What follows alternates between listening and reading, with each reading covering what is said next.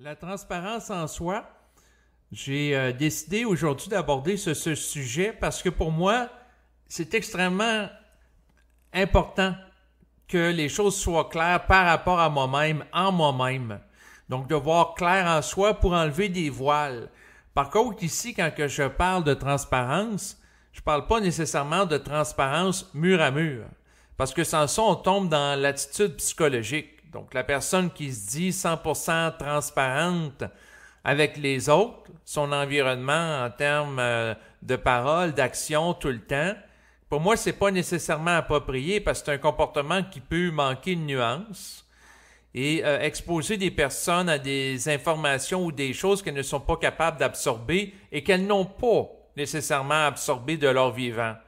Si, par exemple, à l'intérieur de moi-même, mon rapport que j'ai par rapport aux notions, par exemple, de Dieu, de péché, de sexualité sont clairs, j'ai pas nécessairement à être transparent dans ma compréhension, par exemple, de la notion de Dieu par rapport à ma grand-mère, qui, elle, est croyante au Dieu que les religions lui ont présenté. Donc, si moi, mon rapport avec le culte aurait été renégocié, puis j'ai pas nécessairement la vibration de lui partager ça, parce que j'ai pas la vibration qui est capable d'absorber ce type de propos-là, ben c'est pas intelligent pour moi de lui en parler. Même chose dans ma vision de la sexualité, puis de l'épanouissement sexuel, puis de la nudité. Donc c'est sûr que si je pratique le naturisme, donc par exemple aller me faire bronzer nu à la plage, et que je sais très bien que ma grand-mère a grandi dans un cadre religieux extrêmement strict, sévère, notamment dans le rapport au corps, puis que présentement n'a pas nécessairement la vibration de changer son rapport au corps de ce que je capte, c'est pas nécessairement pertinent de lui amener ces propos-là. Fait que pour moi, la transparence mur à mur, là, puis l'attitude psychologique de tout le temps être transparent, c'est pas nécessairement approprié. Donc, par contre, c'est fondamental pour moi, la distinction que je fais entre la transparence pour les autres et la transparence pour soi. C'est que pour moi, c'est fondamental d'être totalement transparent par rapport à moi-même pour pas que je me bullshit, que je me rende compte à moi-même des menteries. Donc, autrement dit, dans mon intériorité, il faut que les choses soient totalement claires. Puis ça, c'est au détail près, au millimètre près, d'une certaine façon. Donc, qu'il y ait une clarté absolue en moi-même par rapport à qu'est-ce que je veux, puis qu'est-ce que je veux vraiment. T'sais, qu'est-ce que je peux penser vouloir, puis qu'est-ce que je peux vraiment. Qu'il n'y ait pas d'arrière-pensée, que tout soit limpide à l'intérieur de moi, que tout soit harmonisé à mon être réel. Donc ça, pour moi, c'est fondamental. Mais la transparence par rapport aux autres, c'est pas nécessairement pour moi approprié parce que les gens n'ont pas nécessairement la capacité d'absorption de qui qu'on est, de qu'est-ce qu'on peut capter. Donc, si une personne, par exemple, elle a à passer à la conscience supramentale de son vivant, puis connaître une renégociation de son rapport à l'occulte, lui présenter une vision différente de Dieu, de l'esprit, de l'âme, ça peut être pertinent si on a la vibration qu'elle a à être en contact avec ce type d'information. Mais si elle n'a pas à renégocier son rapport avec l'occulte, puis que on a la vibration plutôt qu'elle a à rester avec le cadre religieux sévère dans lequel elle a grandi de son enfance, et puis ça va être ainsi jusqu'à sa mort, parce qu'elle est avancée en âge, puis qu'elle n'a pas nécessairement la structure psychique pour absorber le choc d'idées nouvelles qui l'amenait à modifier son rapport avec l'occulte, ben à ce moment-là, ça ne sert à rien de vouloir changer. En fait, c'est intéressant. Dans l'intégration de la conscience nouvelle, l'individu n'a pas à vouloir à changer les autres. Il est plutôt à s'ajuster à lui-même en totalité. Puis, dans le fond, être transparent par rapport à lui-même. Mais c'est tout un défi. Parce que ça nécessite d'être capable, comme on dit, de mettre son ego sur la table. Alors, regardez vraiment qu'est-ce qui se passe. Puis c'est quoi les motivations? Tu sais, si par exemple, moi, j'ai pas le goût d'aller à soir de m'entraîner parce que j'ai plus le goût de parler au micro, ben, ma motivation, c'est ça. Tu sais, c'est de voir aussi si on est hypocrite, si on ment aux autres, c'est de le regarder par rapport à soi-même. Donc, c'est C'est particulier comme approche. La transparence en soi, pour moi, c'est fondamental parce que sans ça, la personne n'est pas capable de se libérer de voile qui l'empêche de voir clair à elle-même. Puis plus qu'on voit clair en soi-même, puis plus qu'on voit clair à l'intérieur des autres, parce que tout est interrelié. Et ça, c'est la beauté de la chose. Autrement dit, plus qu'on est capable de se comprendre, plus qu'on est en mesure, en proportion, de comprendre les autres. Parce que si on est à l'écoute de soi, d'une manière fondamentale, on peut être à l'écoute des autres aussi de la même façon. Si on se comprend sur le plan vibratoire, on peut capter la vibration des autres, puis être capable de s'y ajuster en conséquence. Donc, c'est sûr que la transparence en soi, à soi, ça peut amener des changements dans sa vie. Dans le sens que quelqu'un, par exemple, qui est en relation de couple avec une autre personne, mais il n'est pas vraiment bien puis il ne veut pas se l'avouer, à ce moment-là, s'il est en déni de la situation, il n'est pas dans la transparence. Alors que si pour lui, il est capable de regarder clairement qu'il ne se sent pas bien, il se raconte pas de mensonges pour se faire croire que ça va bien alors que ça va pas bien, à ce moment-là, il y a l'heure juste. Puis c'est en se coupant de l'heure juste de qu'est-ce qui se passe que là, la personne crée des voiles, puis à un moment donné, elle voit plus clair. Tu sais, à force de créer des voiles, puis il y a de la lourdeur énergétique qui s'installe, ça devient tellement lourd que pour que la personne en vienne à avoir clair de nouveau, souvent, ça va prendre une crise dans sa vie, parce que lorsque l'ego se laisse remplir par de l'astral, de la désinformation, du mensonge, qu'il garde dans un état de complaisance, éventuellement, il devient opaque. Et pour que la lumière réussisse à passer à travers lui, la lumière du réel, il faut qu'il y ait un choc qui déconstruise l'ego. Donc, quelqu'un qui se fait croire qu'il est bien avec une autre personne alors que c'est pas vrai, elle peut faire ça pendant 1 an, dans 10 ans, pendant 20 ans, mais à un moment donné, s'il n'y a pas de crise qui va remettre en question cette croyance erronée, avec une intensité inversement proportionnelle à l'énergie qui est investie pour maintenir la croyance, elle ne sera jamais délogée.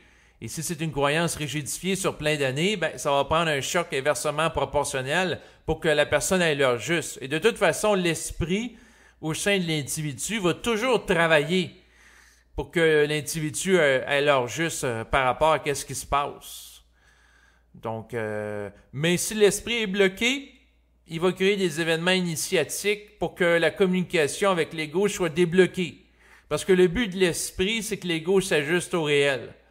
Et l'esprit va tout le temps s'organiser pour créer des événements oppositionnels pour court-circuiter l'ego qui se désinforme puis qui désinforme son environnement également dans une optique de domination, dans une optique de nourrir un orgueil qui est atrophié.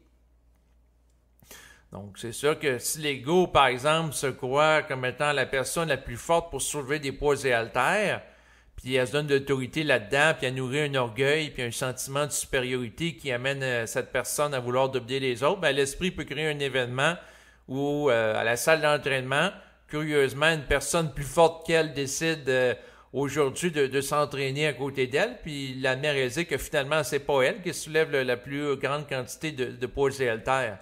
Autrement dit, l'esprit va créer des événements oppositionnels pour réajuster l'ego tant qu'il ne sera pas parfaitement ajusté à lui. Mais le jour que l'ego est ajusté à l'esprit, il n'y a plus besoin d'événements oppositionnels à ce moment-là pour le réajuster, parce qu'il est ajusté. Mais pour être ajusté à l'esprit, il faut être 100% transparent en soi. Mais à l'image de l'esprit, puis ça c'est subtil, c'est que l'ego a réalisé qu'il n'y a pas nécessairement à dire tout à tout le monde. D'ailleurs, l'esprit va procéder à beaucoup de dissimulation d'informations par rapport à des gens qui ne sont pas prêts à l'absorber.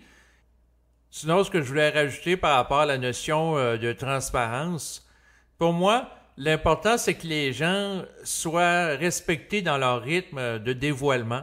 Donc, c'est sûr que, par exemple, si j'effectue une entrevue avec un ou une invitée, pour moi, ce qui est fondamental, c'est que si la personne est à l'aise de s'afficher publiquement avec sa photo et son vrai nom, qu'elle le fasse. Si elle n'est pas prête, elle n'est pas obligée de le faire. Donc, il ne faut pas que ça bloque la communication. Donc, c'est sûr que si quelqu'un, par exemple, effectue avec moi une entrevue, la personne, dans le fond, s'affiche pas sa photo, puis elle utilise un pseudonyme, pour moi, c'est bien correct.